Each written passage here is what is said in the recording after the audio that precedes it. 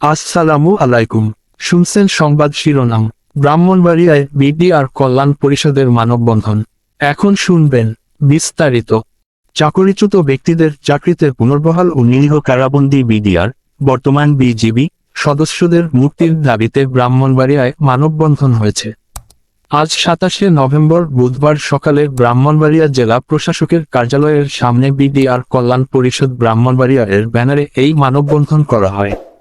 মানববন্ধনে বক্তারা বলেন, 2009 সালের 25শে ফেব্রুয়ারি শেখ হাসিনা দেশে সেনা কর্মকর্তাদের হত্যার নীল নকশা করেন।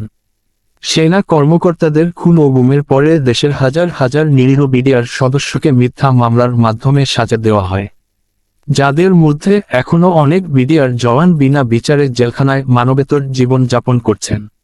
2009 সালের 25শে ফেব্রুয়ারি হত্যা মামলায় যারা জড়িত তাদের খুঁজে আইনের আওতায় এনে বিচার করতে হবে। আর যারা নিরীহ ও নিরপরাধ বিডিআর সদস্য চাকরিচ্যুত হয়েছেন তাদের চাকরিতে পুনর্বহাল করতে হবে। আর যারা এখনো কারাবন্দী আছেন তাদেরও জেল থেকে মুক্তি দিয়ে চাকরি ফিরিয়ে দিতে হবে। এ সময় অন্যান্যের মধ্যে বক্তব্য রাখেন হাবিলদার ইকবাল, হাবিলদার শামসুল আলম, হাবিলদার ফয়েদ, সৈনিক মোহাম্মদ আলী খান, প্রয়াত সৈনিক বদিউল আলম এর স্ত্রী রবিনা আলম প্রমুখ। ব্রাহ্মণবাড়িয়া 24.নিউজ।